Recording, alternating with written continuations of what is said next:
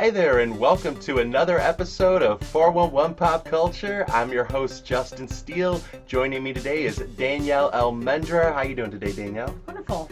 Good. And tonight, we are going to be reviewing in a two-part series the Lifetime versions of the V.C. Andrews Heaven series based on the novels, the Casteel novels, by V.C. Andrews. Now, Danielle and I, one of our earliest moments as friends was bonding over V.C. Andrews. If I had to guess, it was not Melody, but like the prequel to Melody, wasn't it, that you were carrying one day at school? Yeah. But I can't think of the name of it right now. But anyway, it's the Melody series. But the Flowers in the Attic series is my favorite of novels, but Heaven is your favorite, is that correct?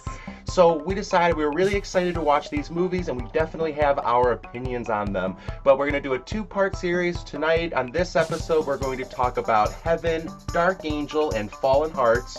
And then on the next episode, be sure to look out for, we will be covering Gates of Paradise and Web of Dreams. Overall, I did enjoy many parts of the series, but there were definitely a lot of issues that we had, and I'm pretty sure a lot of V.C. Andrews fans would have, and so we're going to kind of jump in, dig around, figure out, what went wrong and what went right.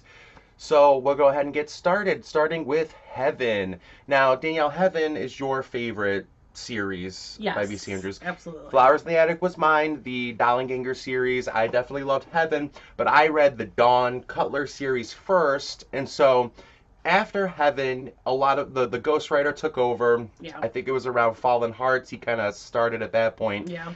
And, there definitely became the formula of the first three books are based, from the mother's point of view, named after some sort of thing that could be translated over many books. Heaven, Dark Angel, Dawn, Twilight's Child, all that. And so I read Dawn, and, so as everything went through there, by the fourth book, you deal with the daughter, and then the prequel is the mother's story or the daughter's grandmother's story. So when I got to Heaven, I was like, oh, this seems a lot like Dawn. But, obviously they did Heaven first. So I was definitely more attached to the Dawn than Heaven. But I love the Heaven series. It's a great story about class. An interesting story about like this girl who comes from nothing, finds out she's a part of everything by like blood. But the thing about V.C. Andrews, I'd say, is when you're reading the novels, it's from first person, you're going from the point of view of this young woman or young girl who becomes a young woman. And I think that a lot of times in film, we have this sort of debate about whether or not there should be voiceovers or if a film should be able to carry itself as a story without needing voiceovers.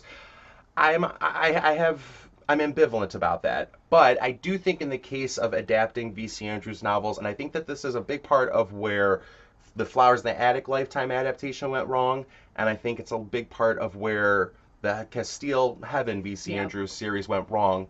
I think that they should have included voiceovers in order to, the books have big time jumps in them, or they cover a lot of years, and I don't understand why this keeps happening, where they don't just do a voiceover that would sum up, hey, a little time has gone by, or, and my heart was reaching out for our Jane and Keith, something like that to emphasize certain moments, who, by the way, our Jane and Keith just disappeared, didn't they? And I don't think that was a big part of the novels, and they just disappeared. I just realized that now.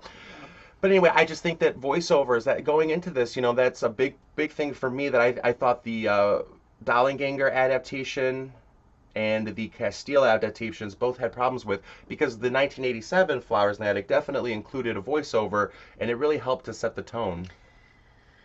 Yes, we definitely need voiceovers for a first person, especially there's so much information, and it's really hard to convey some of that in a short period of time.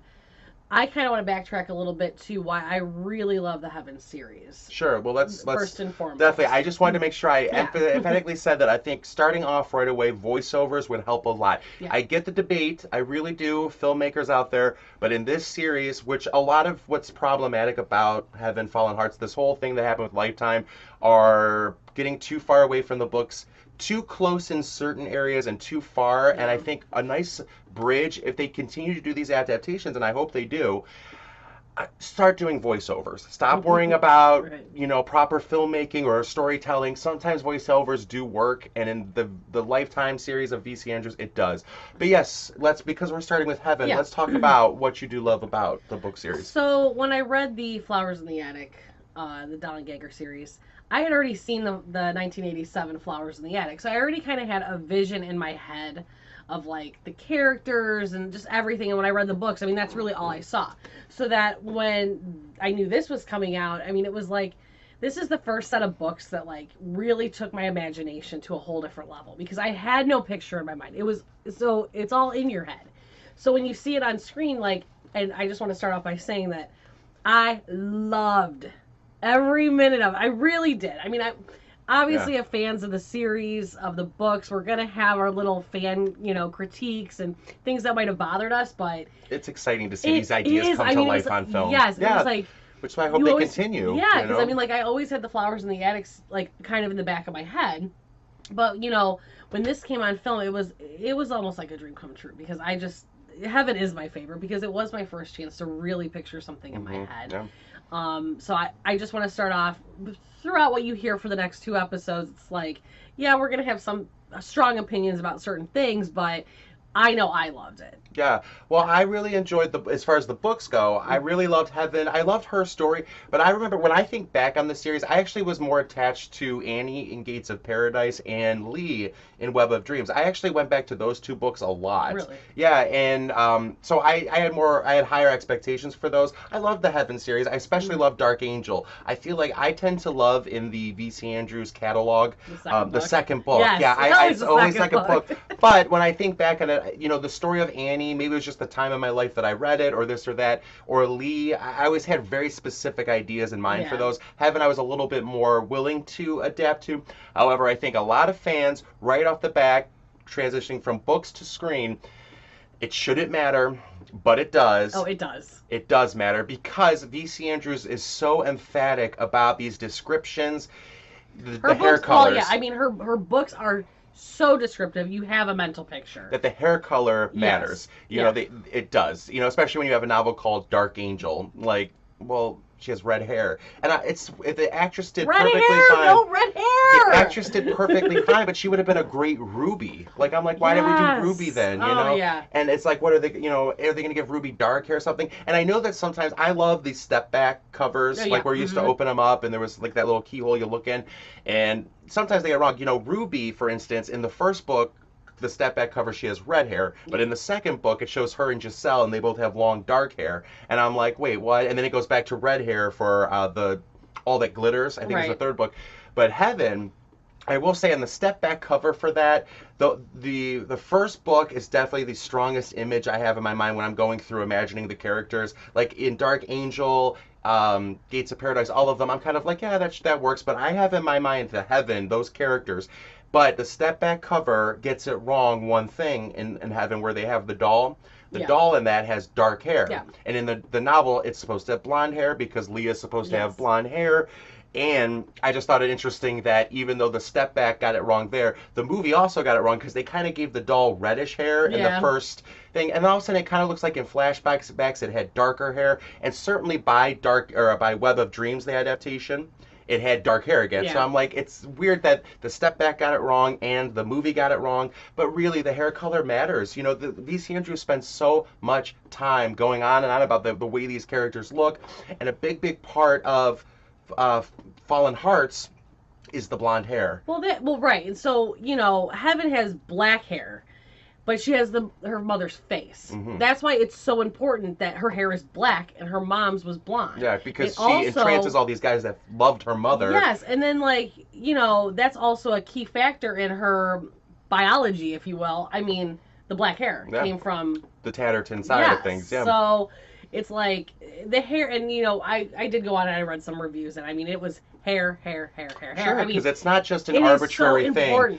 You're right. Like the shading is supposed to be like a hint. Yes. When Tony is like trying to figure out everything in Dark Angel about Heaven's relationship to Troy, he's kind of like, oh, the hair must be a different shade throughout the generations, but yeah, it's definitely the same style and thickness and all that, and which is always kind of creepy and weird because who talks like that? Right. But when you're reading it in the novels, you're always kind of like, oh, it's wonderful, it makes sense. Oh no, it's so dramatic, Right. and which is why we read them.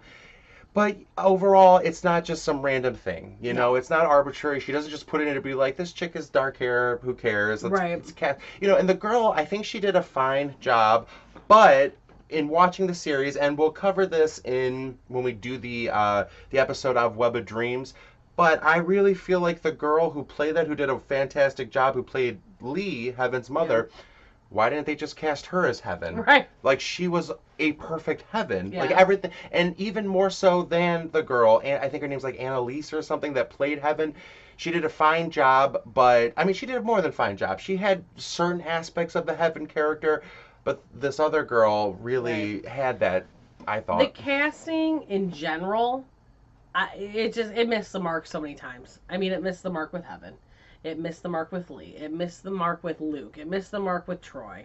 The only one you even talked about was Logan. He was really the only one that we... Logan was really well cast, I mean, yeah. even Sarah was wrong.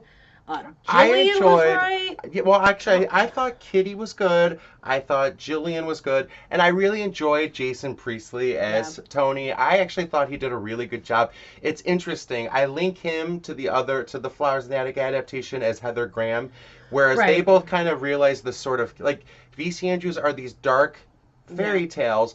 But they do have some campy moments to them. And Heather Graham, people criticized her in Flowers in the Attic, but she definitely was like, well, let's make these could be big, over the top. And when I watch them now, I actually really love when she's like shouting things like John Amos, John Amos, and I love it. But Jason Priestley kind of picked up the reins of that and was being more campy. I don't know if he must have been a fan of the novels. Like, I think he executive produced, but he knew when to like creepily touch.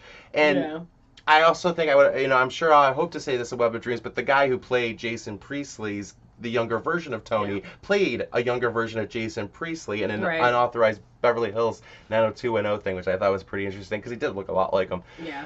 But, okay, go ahead and you lead us off, though, with Heaven. Absolutely. Just getting us started, really getting it now to the movie Heaven, going into Dark Angel and Fallen Hearts. So, my first opinion of Heaven, right off the bat.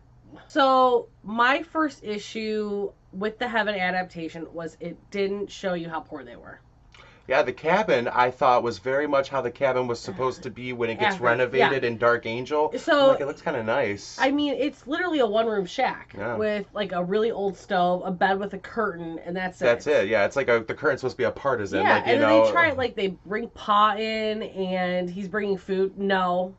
Who, also, let me just say before I forget, Grandpa was missing right off the bat, but then all of a sudden he conveniently shows up in Fallen Hearts. Why couldn't they have him whittling in the background? Why didn't he didn't have to do anything? But I remember thinking, wait, is Grandpa just already dead? I did think the grandmother, Granny, was good. Yes. She captured that spirit. That was right on the mark, yep. It didn't show how poor they were, and then obviously we'll talk about this more when we talk about Dark Angel, but didn't show how rich the Tattertons were either. Like, it was just off the mark. This was a castle that they lived in. Yeah, I mean, they just completely missed the mark. So, my biggest issue was the cabin. Yeah, I agree completely, though. It wasn't poor enough. It didn't really show, like, how they lived.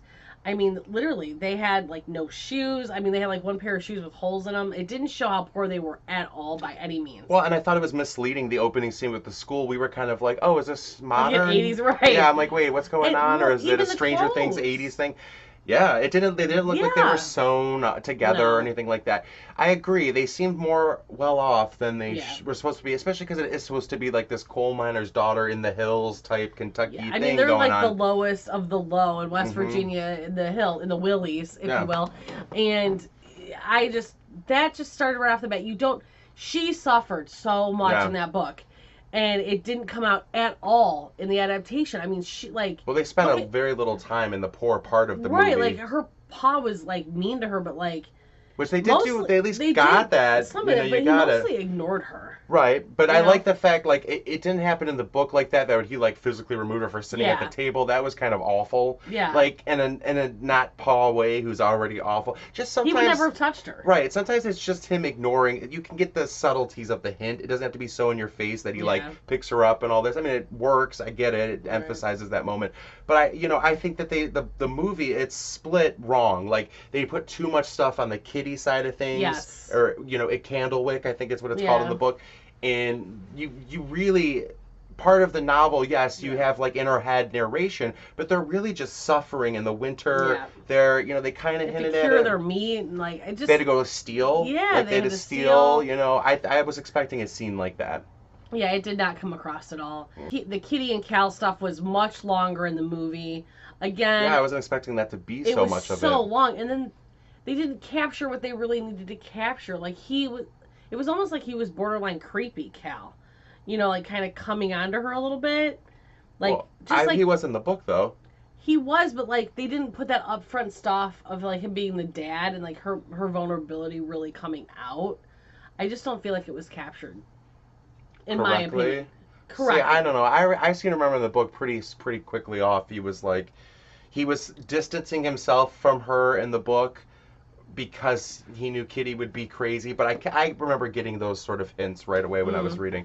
I don't know, maybe it's just a male perspective versus a female thing. I was definitely like, but also, I had already read Flowers in the Attic and Dawn, the whole Dawn series. Well, so going on, I'm like, this is a suspect. Cal's a suspect to me right away. I guess, because I didn't read Dawn before Heaven. Right, but, that might be it. That's, like I just thought, like, here's a kind man, like not really a dad, and like not really a dad, but like a caring guy, like this little girl or this teenager has really suffered, and then like. Plus, though, a big part. Well, maybe for where we're getting thrown off right here is in the book. The whole bath stuff happens right away. Right. And I was glad that it happened, not because I'm some sort of sadist, but like because it's a big part of the book. Yes, it's important. And I think that they did it well. It made a point. But maybe we're getting off on this because in my impressions when reading the book, she is kind of tortured right off the bat. Yeah. So Cal represents like a break from Kitty. So you as a reader are grateful for it. But me, I remember reading it being like that something's gonna go weird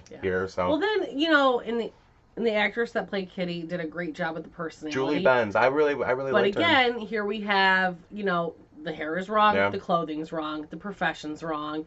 And it's like, these are plot points that are important to the story. I didn't like how she randomly, Heaven was like that moment where Kitty was like, I was a good mother, wasn't I? And I didn't like that Heaven was so like, you know what, you were. Like, I don't remember that so much in the book. Right. Or especially, I guess, when reading Dark Angel, I'm kind of rereading Dark Angel, and I skipped over Heaven. But I was left with the impression that it was Kitty that gave Heaven the knowledge of how to get in touch with her grandmother. But I guess it was Pa. But also at the end of the movie, I didn't care for like Pa already. I guess it's to thematically and visually set up his problems with her in Fallen Hearts and why he would think it's her. But he does start to believe it's her right off the bat at the end of that movie. And I remember being like, I don't know. It was a little too in your face that he's on his hands and knees and like, forgive me already. Right. And she's like, no. Yeah, Heaven, like I said, it felt rushed at the beginning. That's the most important stuff to me. The Kitty and Cal thing could have been much, much smaller. Well, especially because the beginning of that stuff, the beginning of the film is like the bonds of the whole series. Like why she wants to go back to Winterow to be a teacher. Yeah. When you're watching it as a movie, you're kind of like, why would she want to go? Tony asked her, why would you want to go back there? Yeah. And you kind of, the way they set up with this film, you are kind of like, why would she want to go back there? Whereas we're in the novels, you spend so much time in the front half being like... Because her teacher...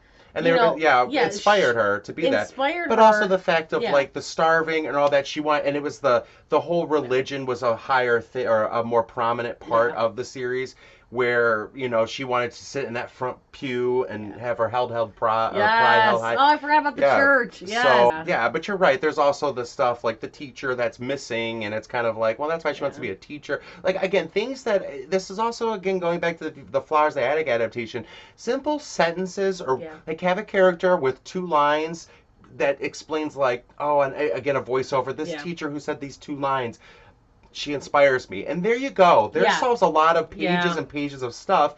And because what my biggest problem with Flowers in the Attic, the adaptation, was they never explained why the mother had to keep them up there. It was the grandfather added the codicil to the will. And if you all rewatch that Flowers in the Attic Lifetime, they never say it. Yeah. It's sort of, I guess, implied because she got married and maybe was afraid to tell Bart. But that was never the issue. The problem was that the grandfather had written in a codicil saying she's going to be disinherited. And it never said that once. And it's a simple 2-line thing. I don't understand that. But do you want to go ahead? Let's move on to Dark Angel now. We could keep coming back to Heaven and stuff. Yeah. But you had started to say earlier the setting of Farthingale Manor was not correct, and I almost feel like I really felt like it was the same house they ended up using in Seeds of Yesterday. I thought it looked exactly like that house. And Farthingale Manor, I mean, I don't know, I'm not a budgeter for Lifetime, but I can't imagine they're doing too poorly Lifetime, but they could be able to find the right house, which is like a castle. It's supposed to be this with turrets and it has underground tunnels and like that. She mentions little bridges that connect the windows up. This looks like a modern, I don't know. Yeah. It's silly but it's just for when you're telling these dark fairy tales, the images matter. Like the hair and then the settings really kind of matter. Even the rooms and the decor, I just pictured Farthie as like grays and blues. Did you ever? I did. Yes. Which I might be semi-influenced by the step back covers, but I, like I said, I reread it and rereading Heaven, and she mentioned, or Dark Angel, and she mentions blue. Her room is very like blue because Tony wanted to have a feminine room, but not an overly girly room for Lee. The other problem with Dark Angel is that Tony, like, you don't see the pampering, like. The school stuff was a big issue in the books. It was a big part of the books, their schooling. It was a very brief thing in this movie. Yeah. He did pamper her, though. I mean, she did that sort of... like, the thing is this. For having such a limited amount of time to do so much, I just wish they would make these, like, 2 hours. And I don't mean, like, 2 hours in the time with commercials. I mean, literally... 2-hour adaptations. I don't understand what the problem is. That again, a voiceover would solve he some of these pampered problems. Me with, correct, and just show a little quick montage of it, yes. and you solve it. Instead, they sort of had it because it fills in those awkward gaps. Yes. Like when you're watching a scene like the fashion show she's doing for him, you're sitting there kind of like, this is not Pretty Woman. Like I'm feeling awkward, and like unsettled. Whereas a voiceover, you'd be like. Hearing and listening, so it stimulates those gaps. I would like to see them like at a fancy restaurant. Sure, like stuff like that. Would kind of like incorporate that, or to have those grand rooms and all that stuff. It just wasn't there. Now, Jillian, hands down, probably almost as she did a great job. She was great. I mean, just Kelly the actress, Rutherford. Yeah, she was the actress. Spot on. Yeah, I would have liked to have seen a little bit more from her in the novels. I remember that. She kind of she does, ignore her a lot. But when she's there, she's not so openly hostile. Yeah. She has moments like that with Heaven, but she's also at times like interested in her, wanting to know a little bit more than what she does. But yeah, I thought she was spot on. And I did really like Jason Priestley's performance. I thought it was the right amount of campy. He had the right look. I mean, he clearly did his research, you know. And the casting people didn't, but Jason Priestley. Which is why he and that's where some scenes fell flat. It was nothing wrong with I think her name is Annalise or whatever that plays Heaven. There was nothing wrong with her, but because you're so distracted with how wrong she looks, and she's a beautiful girl. Again, these aren't like just commenting. The novels are so sincere that you're watching it and you want to see. Jason Priestley, who got Tony, who really got him, play somebody who was what you would kind of imagine Heaven to be. And I understand there's so many times when people are like, I don't want to see this film adaptation because they get all the details wrong. And I'm kind of like, okay, get over some of that. But in a V.C. Andrews world, these details are super important. Well, and there were plot points that were a little bit altered and some things that were left out, and I'm fine with those. Yeah, I was fine with a couple of things left out. If they had got the casting right, if the hair was right... I would have forgiven a lot more. Yes, and then it's just like, it just adds to the frustration of like, you're waiting to see Troy. I mean, and you're thinking like it's this. Oh, Troy was I did not. Such I agree. a letdown. Yeah, it's like he was supposed to be. It's like I don't know. He was like this again, and this is more of a superficial thing, but it was Troy. I never had a specific look for when reading the books, but I always interpreted him to be more like subtly handsome or something like this. Not like this lean kind of like scarecrowy type guy. A little bit of bulk. Like, yeah, a broad shoulder something. Yeah. Like he was like just more like a scarecrow. I was looking for a Tin Man and I got a scarecrow. You know, like I don't know. I was kind of like, what? And I wanted dark hair. I always like his hair should have been dark because that was supposed to be like the hinting point that like he and even though it's a different shade, it's just a little bit of a different shade between he and Heaven. And so that was supposed to be a thing. And that was the developmental piece in that. Like, and they just really skipped right over it. Like, all the stuff, like, just them coming together and what. So how do you relate back? You know, and I'm sure we'll talk about this later, going, you know, about how it ended up that she wasn't with him. But, like, you don't really see, like, well, you found out that was your uncle. Why do you even care? You barely were with him. But, like, they had a really long relationship. It started out very friendly in the books.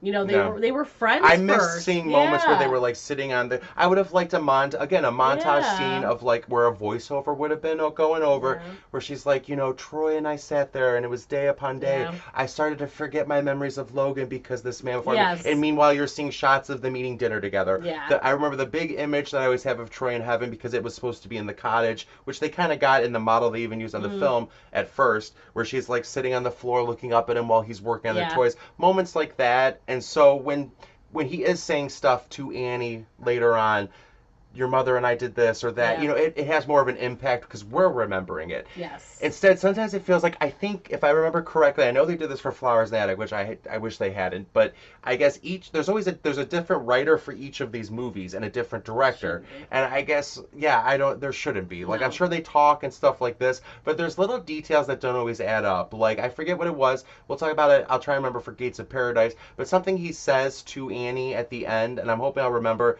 I remember thinking, like, you're right, that happens in the novel, but you didn't say that in the earlier film. Right. And I'll try and remember it if I can. But again, it's stuff like Grandpa, who's like randomly pops up in Fallen Angel. I'm like, oh, so you are alive. We both were like, oh, I guess Grandpa is here. Like, okay. There he is. There's Toby. And I mean, I guess it's possible we missed him, but I don't remember him being in any scenes in the first two movies or anything. Yeah. Again, you don't have to have every detail, but it would be nice to have very specific the details we need. And let's go on to Fallen Angel. Fallen Hearts. I keep saying Fallen Angel. Fallen Hearts. I think that it was wrong to set up that moment as the opening scene. Yeah. I really think it should have been start off with Pa's rejection of coming to the wedding because of what Tony did in terms of like bribing Luke not to come. And then that's the build-up for like halfway through the movie. Have that be the big moment.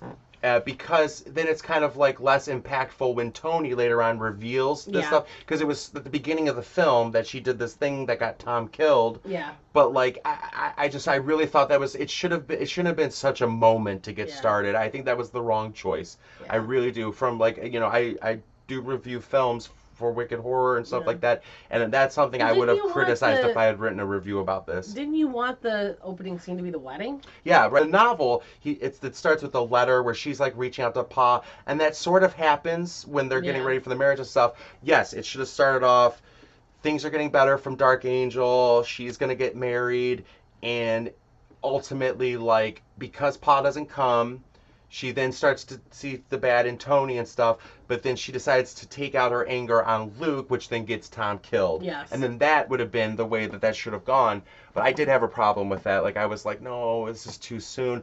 And they used the dark wig, which is fine because that's, at least they kept that right. The symmetry. For being wrong, like they have Leah's going to have dark hair. I'm glad they kept that. Yeah. But again, it would have had such a bigger impact if the blonde hair. Like, that's the whole thing. Like, one of my bigger criticisms of Fallen Hearts was that they didn't age the characters then. Okay, Heaven not being aged, fine. Fanny still looked like a little girl. I just, in Fallen Hearts. You know, I expect these to be like, how old were they in the novel? See, that's where I said too, though. They're only supposed to be about 22, 23 in the novel. So I kind of forgave it a lot. Young. I forgave a little bit. I do want to say Fanny, I thought the acting was like, bad, but I enjoyed it. I enjoyed it because, and we'll talk about this with Gates of Paradise, the actress who plays older Fanny did it. She must have studied her or something because she did the bad acting the exact same way. And I'm like, when I go back and watch these again, I'll enjoy it more knowing that. Like, 'cause I was worried that we were gonna have this Fanny And then when we got to adult Fanny, it was going to be a completely different thing. And I'm like, oh, they both must have like had the same dialect coach or something. Because I'm like, oh, well, I'm okay with it now. Because at first I was like, she's a little... Right. I mean, but the character of Fanny is supposed to be over the top. She is. You know, she's... And, well, so here's another thing that bothered me was that they didn't really show how rich the Tattertons were. And then all of a sudden, you know, Heaven comes out and she's like, well, I'll give you $1 million. Right. And I'm like... And even we were watching this with somebody else actually at the time, Gina. and she was like $1 million, like, and how we're did like, she get it? Yeah, like how would she even have that money? And we're like, because they're filthy rich, but you don't see it in the novel. And a person not have somebody watching this not like. People would watch Flowers in the Attic that hadn't read the books. I feel like it's one of those notorious novels. But something like this, and I'm saying this because I want them to keep making these. Oh, yeah. And I'm afraid that people will be turned off because they think things don't make sense. Yeah. Because I'm glad they're giving fan service, but like, yes, give fan service, but then to the things that we want, like hair color. And it's a novel from it's a first person point of view. Have narration, have a voice over. Problem. They needed to hire fans to do the casting. Yeah, I think so. We'll volunteer. Yes, I would love to. I would really love to. I mean, I know it's like a pipe dream thing, but like for this, listen to us. The two of us, we know what we're talking about on this. I promise. We've read these books countless times. And and as soon as you went online and started looking at reviews, I mean, it's everything we said right off the bat. And I'm like, because these fans are right, that those are things that matter. So it's like you have to have things that make sense for the general audience, but like if you're going to spend so much time assuming that fans are watching this, then give the fans what they want. Absolutely. And I agree that they could have aged them a little bit more, but again, in Flowers and Attic and stuff, they're in their 30s, 40s by the last couple books, but by Fallen Hearts, they really only about 22, 23. So but they were really young at the start of Heaven, though. Well, I think I think the characters, the actors and actresses are about 19, 20, so they kind of played younger and older. Well, I don't think they need to be aged. In Heaven, though, in the books, she's younger. Isn't she like 12? No, she's like I mean, I think it starts off when she's young, like 12, but no, by the time the story gets started, she's like, I want to say she's about 13, 14 because she's with Cal, and then when she's 15, 16, and she's 17 by the beginning of Dark Angel. Yeah. So no, I think that I thought they were fine. I wasn't too upset about it. You didn't have Danielle as much definitely I had a problem with the aging. Yeah, absolutely. I mean, I was fine with it, but you definitely were very vocal about it while watching it. And I was kind of like, they're not that much older, but... It's just strange how, like, some things bothered you more. Mm-hmm. I kind of got over the hair thing a little bit, like, once I started watching, because at that point I was almost numb to it. But there were certain things, like, I could not let Farthie go, and I couldn't let the aging thing go, because I wanted them to age them more. I probably would have been more okay with the hair thing, but then by the time we got to Web of Dreams, and they had Heaven as playing Lee, I'm like, this girl could have been... Yeah. This was Heaven, this girl. Why didn't you just use her as Heaven? I don't know. Well, I think that wraps up this episode. Thank you for watching another episode of 411 Pop Culture, and thanks for joining me, Danielle. Absolutely. Make sure to look out for our next episode where we finish up talking about Lifetime's Heaven series based on the Casteel series by V.C. Andrews, where we talk about Gates of Paradise and Web of Dreams.